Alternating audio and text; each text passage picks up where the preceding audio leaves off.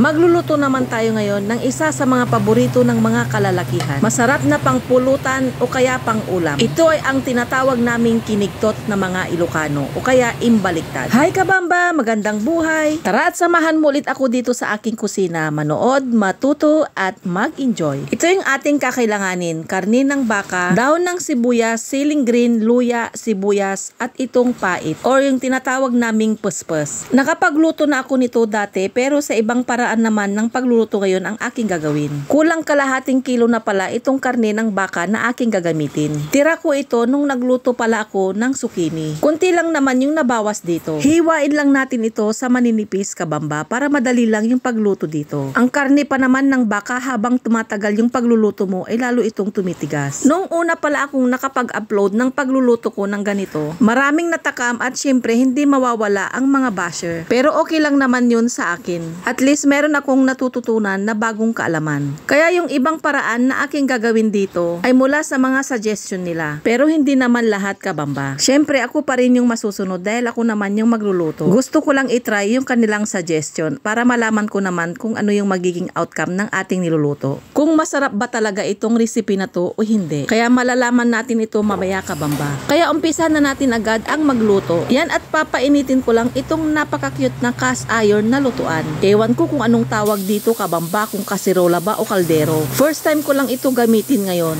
Nung mainit na ito ay nilagay ko na itong taba ng baka. Tama kabamba, taba ng baka yung aking gagamitin instead na mantika. Dahil nahingi ko to nung binili ko yung karne ng baka. Igigisa ko lang to hanggang ito ay maglabas na ito ng sariling mantika. Masarap din kasi kabamba yung kinigtot na may kunting taba-taba. Nung naglabas na ito ng sariling mantika nito ay nilagay ko na rin dito yung ating luya at sibuyas. Yan ha kabamba, hindi na ako dito naglagay ng bawang. Yan yung suggestion nila noon. Dahil ang kinigtot daw ay wala daw itong bawang. Habang ginigisa ko pala ito ay naglagay na ako dito ng isang maliit na pakete na seasoning granules. At itong pinong paminta. Tiyak karabihan sa mga kalalakihan ang matatakam sa ganitong lutuin. Lalo na yung mga manginginom dyan. Isa rin kasi ito sa mga masarap na pangpulutan. Pero ako ay magluluto nito dahil ito yung isang masarap na uulamin ngayong tag-ulan. At madalas ko namang sinasabi na hindi naman manginginom yung aking mag-aama. Sadyang mahihilig lang sila sa ganitong lutuin. Naglagay na pala ako dito ng dahon ng sibuyas. At pagkatapos ko naman ito maigisa ay nilagay ko na rin dito yung pait o yung tinatawag naming puspus. Akin lamang itong tinakpan at pinakuluan ng 1